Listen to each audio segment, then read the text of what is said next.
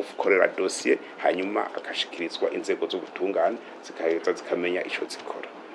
Ati hari abafashwe mu Rumonge ntibafashwe ngo bapfungwe. I raporo naronse kwari kugira barabe neza ko impapuro bafise atari za magendo, ko hari impapuro z'ukuri by'ukuri. Uvuye nko muri Congo nka Karorero ukaza mu Burundi ukavise vyangombwa bikwiye, ufise uburenganzira bwo kumara mu Burundi amezi 3. No kuvuga umaze amezi 3 ukarenza ko n'umunsi umwe kuri amezi 3, no kuvuga ko bugiye muri irregularité. Bashika hafi 80. Amateka avuga ati umuntu usanze atakwije ivyangombwa umushira ku rubibe hanyuma akagenda iwaba akitunganya. Natwe hariho abo baturungikiye ejo bundi batari bake bashika 111 baje hirya yejo hari n'abandi.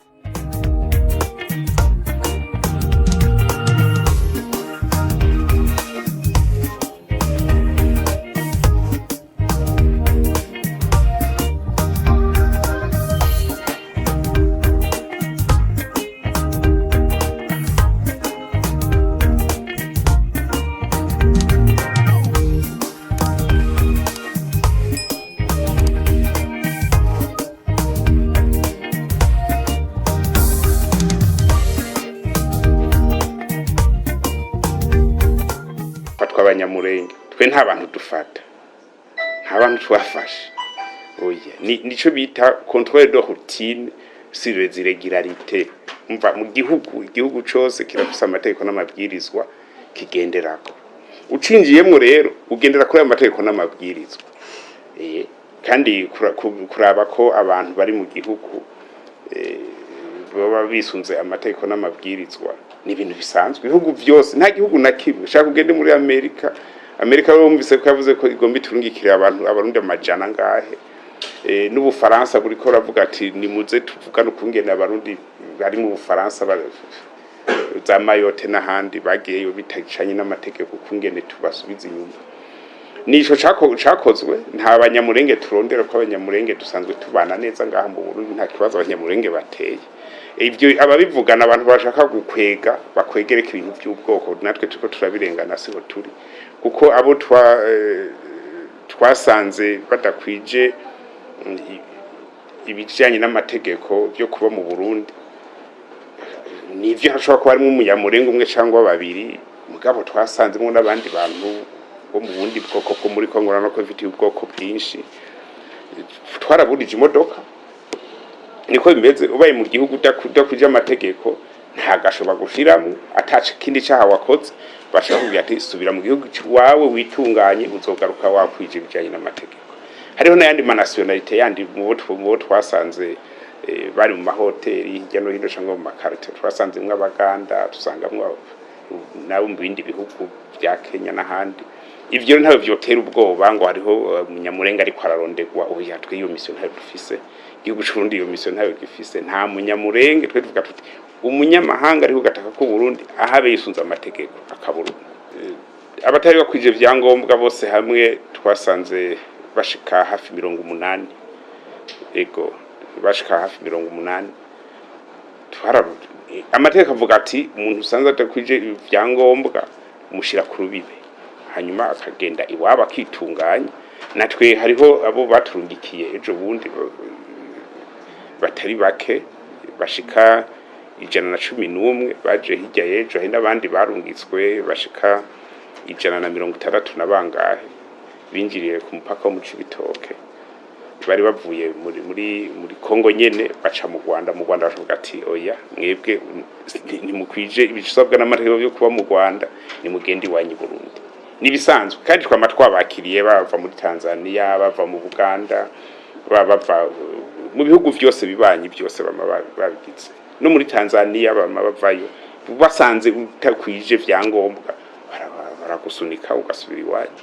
Twenda twabaturungikiye rero ntituvuga ngo tubakira, turabakira nyine ko na bene Burundi bivanye n'ivyo barimo. Rero turavugana tukarabana ko atabindi bintu bagirizwa hama bakigira mu bihani wabo. Twebwe gusubiza abantu inyuma umwe wese tumusubiza mu gihugu ciwe c'amavuka turavye ikimuranga. Nimba afise CPG yo muri Congo yakaba yitwa ko ari umukongomani tumushira ku rwego agatumba abakongomani bagaca mwakira l'autorité congolaise. Dusanze ari umutanzania tumushira ku rwego rwa Tanzania tukamushikiriza inzego zo muri Tanzania zikaze mwakira. Dusanze ari umunyarwanda nuko nyene. Turi mu bihugu bigize umuryango wa Afrika y'ubuseruko. Burundi, Congo, Uganda nibi byose musanzwe muri uwo muryango. Amategeko avuga ko wewe uvuye nko muri Congo nka Karorero ukaza mu Burundi ukavise vyangombwa bikwiye ufise uburenganzira bwo kumara mu Burundi amezi 3. No kuvuga umaze amezi 3 ukarenza ko n'umunsi umwe kuri amezi 3 no kuvuga ko ubugiye muri irregularité. Sibivuga ko utegeza gukora ikosa riri cyangwa irindi eka ivyo ati mu mazi imisi ni gikorwa ca misi yose. Nikorwa ca misi yose si cabaye no munsi nejo kizosubira kuba na hirya yejo nkuko nibindi bihugu byose bigenza. Kwica mbere mwo banza kumenya ico twihutira uwo muntu yaje mu Burundi ateyisunze amategeko ese byukuri yazanwe ni neza cyangwa yazanwe ni nabi. Yazanwe ni nabi tukaba tutarabona iyo nabi ko yayikoze nitumufunga oya turamuhagarika tukamushikana ku rubibe rw'igihugu ciwe. Mugo dusanze yakoze amakosa réseau du principe de la territorialité ya loi pénale turamukorera dossier hanyuma akashikirizwa inzego zo gutungana zikaheza zikamenya ico zikora. Ati hari abafashwe mu Rumonge ntibafashwe ngo bapfungwe.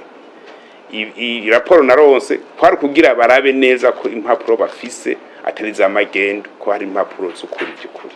No bamenyesha ko hari abantu bakoresha impapuro za magendo ngaha mu gihugu cy'u Burundi.